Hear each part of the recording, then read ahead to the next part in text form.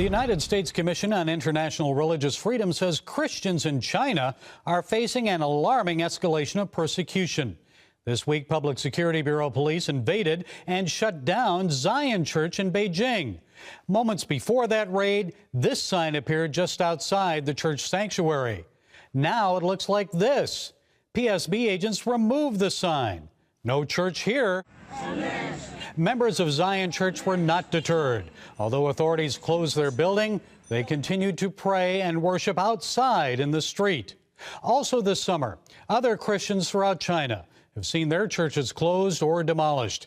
Government officials have arrested church leaders.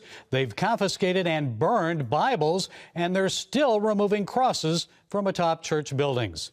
What in the world is going on in China, and why now? Well, here to provide some insights is Voice of the Martyrs radio host and spokesman Todd Nettleton. So, Todd, is this something new or more of the same? Well, we are seeing more persecution, or a higher level of persecution.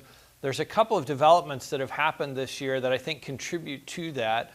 One of those is in February, new regulations on religious affairs took effect all across China. And so we're seeing those regulations now being put into effect and enforced. We're seeing how that's being translated from the national government down to the provincial level and then to the local level, and how that's affecting churches. Another thing that affects this is the fact that in March, Chinese President Xi Jinping was essentially given a lifetime contract. He was renewed his presidency and was told that term limits are no longer apply to you. So he can essentially serve as president for as long as he wants.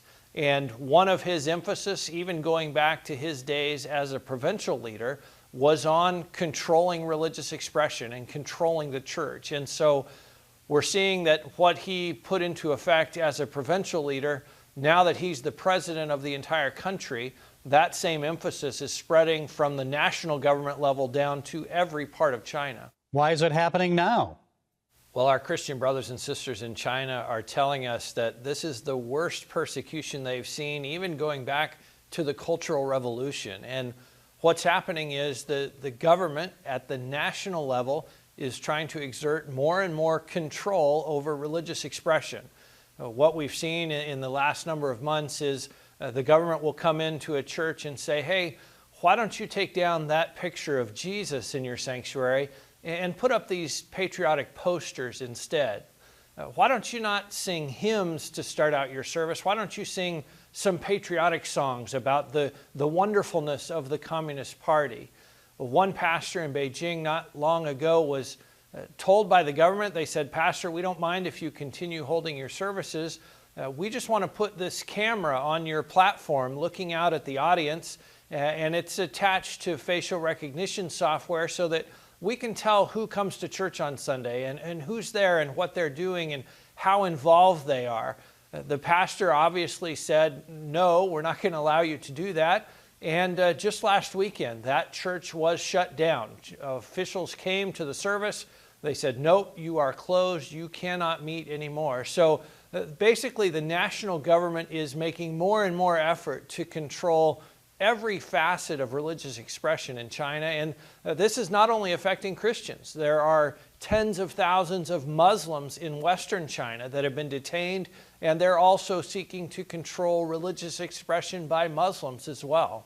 What impact is this likely to have on the church and Christianity in China? The larger gatherings may stop for a while, may be put on hold, and we will see more and more smaller gatherings. One of the challenges for the church in that situation is, okay, if we're not meeting in one group of 400, but we're meeting in lots of groups of 12 to 20, we need a lot of group leaders. We need leadership that is trained and ready to lead those groups. And so leadership development becomes a high priority in that situation. What can our viewers do about it? You know, the first thing that we can do is pray for the church in China. Pray for our brothers and sisters there as they go through this time of trial. And not long ago on our Voice of the Martyrs radio podcast, we had a guest, one of our workers who's very involved with the church in China. And I asked him how we could pray, and he gave what I think is a very insightful prayer request. He said, Pray especially for the young people who are part of the church in China, because they've never faced this before. They've never been through this. Their parents and their grandparents have gone through persecution. They've seen how God sustains and God empowers and protects during times of trial and times of suffering.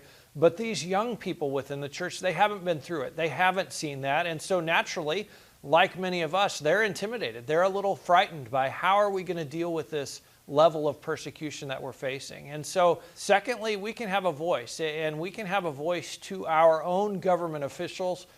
You know, a lot of the conversation between the U.S. government and the Chinese government right now is about trade. But we need to make sure that our government officials here know that we vote and that we care about religious freedom, that they should use their influence, and we expect them to use their influence. Okay, Todd Nettleton of the Voice of the Martyrs, thank you for joining us. Thank you, Gary.